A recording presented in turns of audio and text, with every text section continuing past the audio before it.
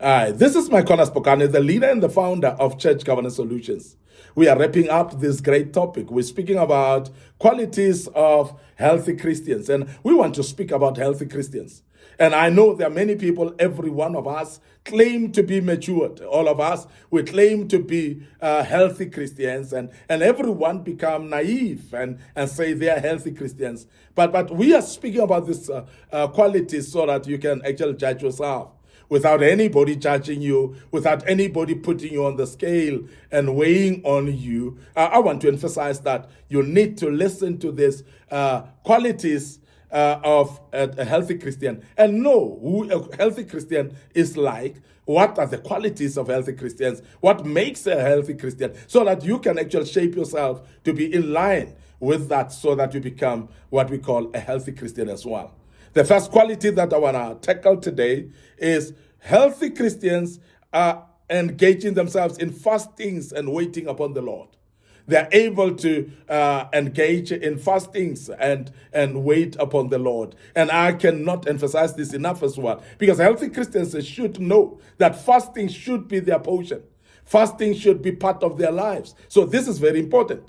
And also what we call waiting upon the Lord is very important. And I know in the days that we're living in, every single Christian wants God to do things now. And these are the Christians of the now. And I want to urge you as a child of God that you need to be patient with God and be able to wait upon the Lord. Because God has got his own timing, which is different from us.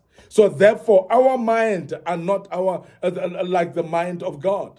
And the mind of God is not like our minds. Our thoughts are not like the thoughts of God. God is having thoughts that are far above our thoughts. So therefore, it is very important as well that we understand the sovereign God, that he works with his own sovereign time. And this is very important that we understand that, so that we are able to wait upon the Lord at any given time. When God is actually going to do something in our lives, we have to wait upon him. And when we pray, we need to wait as well. But waiting upon the Lord is very key, because what it does, it actually helps you in your spiritual life. We have spoken earlier about what we call personal devotions. Now, personal devotions are very key, because what they do as well, they establish that pattern or that behavior or habit of waiting upon the Lord. And that's very, very important that we emphasize that. Now, healthy Christians, they take time to fast and they seek the face of the Lord. Remember that fasting is very important to subject your body to become sensitive to the Spirit of God, so that you may be able to commune with God with more connection, subjecting your body, actually crucifying your body for the sake of elevating your spiritual life, so that your spirit may be sensitive and be able to hear God. As you spend time with God, waiting upon him, you are going to be able to see the face of the Lord through your fasting, in the sense that your body will be subject to your spirit. Your spirit will be more sensitive and awake as you're fasting. And that's very, very important. And I want us to understand that fasting is not done to bribe God. So therefore, you cannot actually say, because I'm fasting, then therefore God must answer me. Fasting is for your own sense, for your own sake, say. And I want you to understand that when you are fasting, you're actually subjecting your own body. You're actually taming your own body, so that your spirit may be revived and be able to commune with God and connect with God more sensibly. And that's why we're fasting. But also remember that waiting upon the Lord is very important as well, because we're seeking God's face. So God, we're seeking him concerning our issues in our lives. We seek God concerning our families in our lives. We're seeking God also concerning the church itself. And this is very important, that we are aware that we need to fast and seek God every time in our lives and be concerned with him at all times, so that we may know that God is actually listening to us. But fasting is very important, that we subject our bodies, that the body doesn't actually get that active, but the spirit becomes more elevated, that we become more awake in our spiritual life and sensitive as well. So that's very, very important while we're waiting upon the Lord.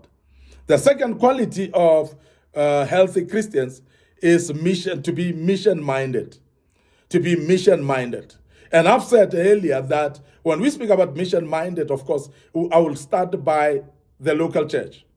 And I want to emphasize that in the local church, you must be somebody who buys into the vision.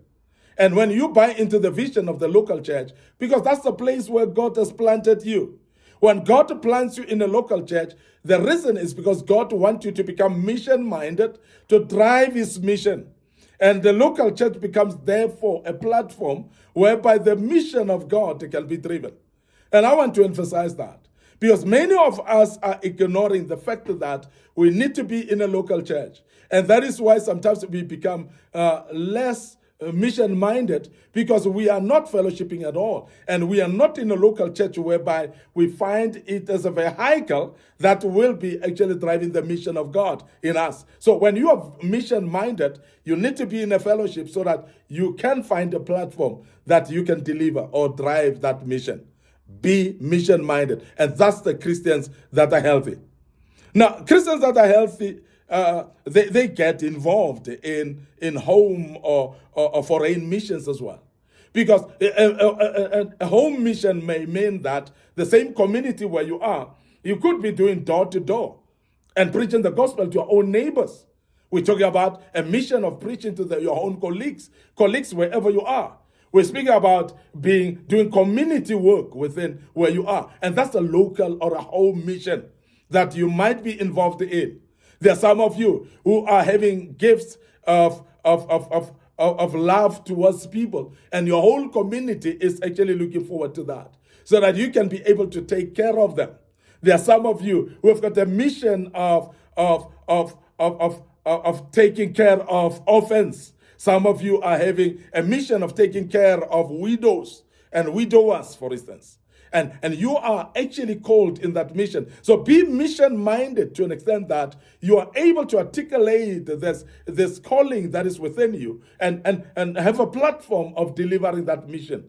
And when we talk about mission-minded, we talk about the consciousness and awareness of that which God has planted in you, so that you are able actually to be driven by the mission of God within your life. And every time you are conscious about your mission, and that's very, very important. So please, there are those missions that are foreign missions that you are called to other countries. We have seen evangelists like Evangelist Reinhard Bonke, who have actually left Germany in his early life. He landed in Lesotho because God actually called him for a foreign mission, which was to come to Africa and to have a mission. And he landed in Lesotho. We remember that he went up Africa by launching pad, or his launching pad being from South Africa. He landed in Lesotho, his first crusade. He came up to South Africa, and then he actually had a launching pad through Christ for All Nations in South Africa, the headquarters that were in South Africa, the offices that were in South Africa. And he made South Africa a launch pad for Africa. And he had what we call foreign missions then in Africa as well. And that can be you who is serving a foreign mission. And that's very important, that you identify your mission, whether it's a local and home mission or whether it is actually what we call a foreign mission. But then be mission-minded as you do. Now, Christians that are healthy Christians, they go and support also kingdom work, near or far. Because when you support in the kingdom of God or the kingdom work, it should not only be that you support only locally. If God touches you to support even a foreign or a distance mission, please do that as well. But I want to emphasize that according to the scriptures, you must start in Jerusalem, of course, and next Judea, and then the uttermost part of the world. So it will be absurd if you are actually going out there and giving very far from your own local church, while your own local church is suffering financially and you're sending money somewhere very far. And I want to emphasize that a healthy Christian will be able to identify the needs in their own home. in their own local church first, before you even expand your mission dream into the outside. So focus on your local church first and start making sure that your local church is driven healthy and it's actually having their needs be met before you start spreading your wings out to what we call international missions. But be mission-minded, please. Finally, another quality of healthy Christians is what we call family. And I cannot emphasize this one enough as well. People that are healthy Christians, if they want to marry, they need to marry. They don't just stay together and not marry. And this is very important. And when they marry, and they marry right as well. Because that's what we call marrying, but there are many people that don't marry right. There are those people that would actually tarnish the institution of marriage by marrying wrongly. And marrying wrongly includes those principles like polygamies and so on. They include a cohabitation whereby people just stay together and they regard themselves as married. So we talk about marrying right in the sense that it must be known that you are getting married. It must be known that you are married. And it must be official. You must be blessed by God himself. And this is very important, that your marriage institution then become blessed by God. So you must marry right. You must maintain godly homes as well. Very important that your own home, including your own children as well, they subject themselves to God and you maintain that godly home, which is very important. And this is very key, that your home become a godly home. And you must also have or marry what we call a Christ-like spouse. A Christ-like spouse. So in other words, as a brother, when you get married, look for a woman who fears God.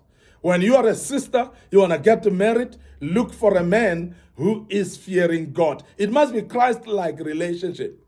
Don't go and marry the world. Don't go and marry non-believers, because that is going to cause trouble in the kingdom and it's going to hold you back, and you may not be able to serve God fully. And that's very important. And that's just an advice that I thought I should actually pass through. Very, very key. Now, Christians who are healthy Christians, they make sure they raise their home and family in the ways of the Lord. Your own children, your own family, raise them in the ways of the Lord, which is very, very important that we do so. And I want to emphasize that. As I close, I want to emphasize that healthy Christians in local churches, they must demonstrate each and all of these traits that we've mentioned, each and every quality that we've mentioned in this place, in their daily lives, of course. And before they can be considered healthy for the Lord, they must actually practice these healthy qualities. A healthy local church exists to inculcate them into the root and fabric of their daily lives, of their members. So in other words, a church is dependent on how healthy the members are. And then we can talk about a healthy church based on the health of the members themselves. So healthy Christians, they produce what we call a healthy local church. You can know if you are a healthy person in the church, if these traits are found in you and you are participating in the work of God in your local church as well. I want to end up here today. Your host, Micornus Phokane, the leader and the founder of Church Governance Solutions. And I want to urge you to follow us on our social media platforms, our Facebook page, Micornus Phokane. And I want to also emphasize our Facebook page, Church Governance Solutions. So please follow us on those platforms. Don't forget our YouTube channel as well under Micornus Phokane, and the other one under Young Men Empowerment Forum. So please subscribe to the YouTube channels, click notification buttons as well. We have got a TikTok account as well that's under Micornus Phokane. Follow us there, and I know that you will be blessed as you follow us there. Don't forget that soon and very soon, we will introduce our face-to-face seminars as well. We will be introducing our gatherings again. And since we suspended them during during COVID, we will establish them again. And as we do, we will announce them on our social media platforms. And the good Lord will bless you as you follow us right there. And as I check out right now, I want to say till then, until we start another topic again next week, may the good Lord bless you. And allow me to check out right here and say cheers for now.